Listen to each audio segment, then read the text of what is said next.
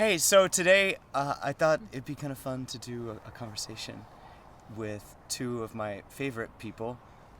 Joy is my wife, Joy Thomas. How's it going? Good. Good. And Jenelle Landgraf is her twin sister. Hey, Ben. And how's it going? Good. Good. And this is Roha behind us too. She didn't want to face the camera. No, she's being She's a little shy. Janelle and her family have been visiting from Washington State Yes. for the past few days, and they're actually flying out today. Yeah. And today, the day that this thing will release, is their birthday. So happy birthday to both of you. Thank you. And the conversation that we've been having the past few days is because we've had these crazy earthquakes in California. We had one on Independence Day, and then one the day after. So let's just recount like what actually went down, what happened. Yeah. So for the first one, I was in the kitchen looking for a water bottle, and I was opening the cabinet, and everything just started to get kind of, well, honestly, I thought I was having vertigo. It just was kind of moving, and I thought it was just me. And I immediately thought back to, a year ago when I had vertigo that lasted almost 6 months, really like acutely for a month, and then off and on for a long time after that. And so I didn't even, but then my sister noticed something as well, and she felt weird, and then we heard my brother-in-law on the porch yelling, "Earthquake!"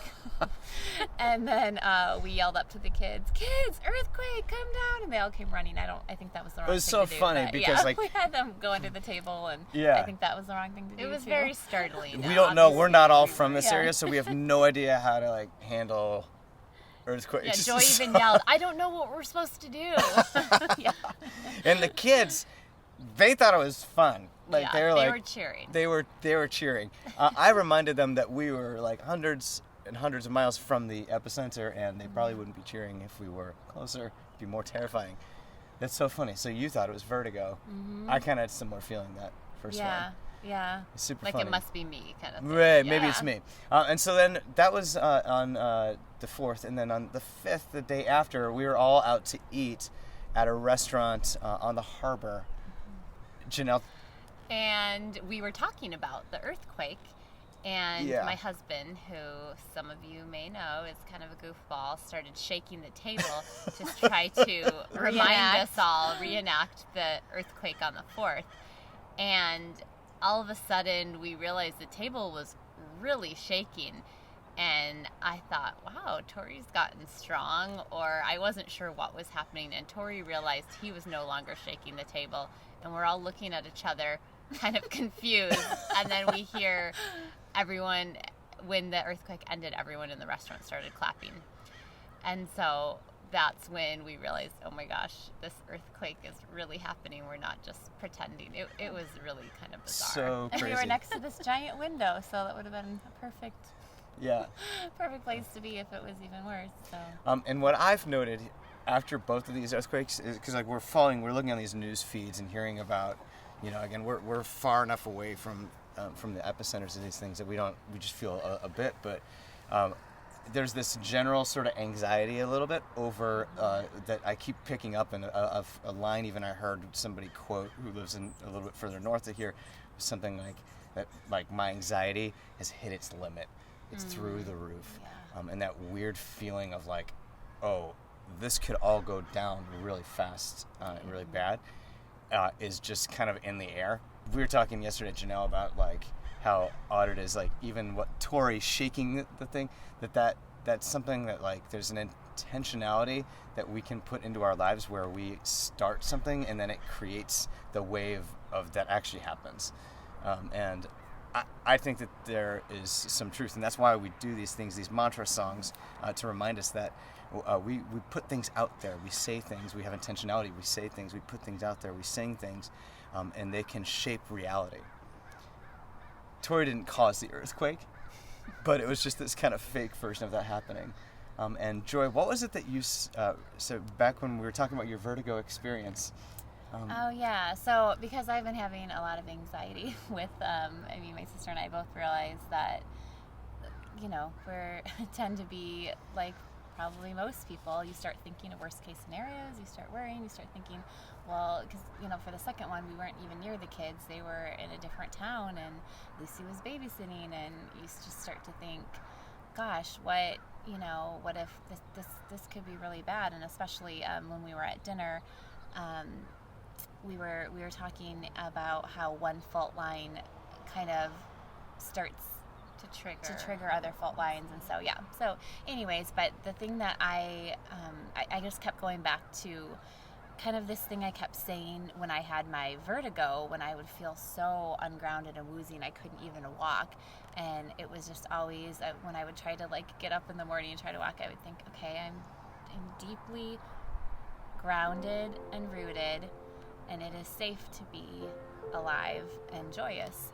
And a friend of mine had texted me that, I'll repeat it, had texted me that when she knew I was going through all the vertigo, and then I just kept repeating it, and it helped a lot. So I found it coming back to me with this too. So it's I am deeply grounded and rooted, and it is safe for me to be alive and joyous. And I think that's totally applies. It just kind of, I feel my heart rate just going down when I'm thinking of that saying. Yeah. That's awesome. So what I'm going to do now, you guys have a flight to catch. Yep. Thanks for hanging out with us. Thanks. I just thought these were kind of fun stories.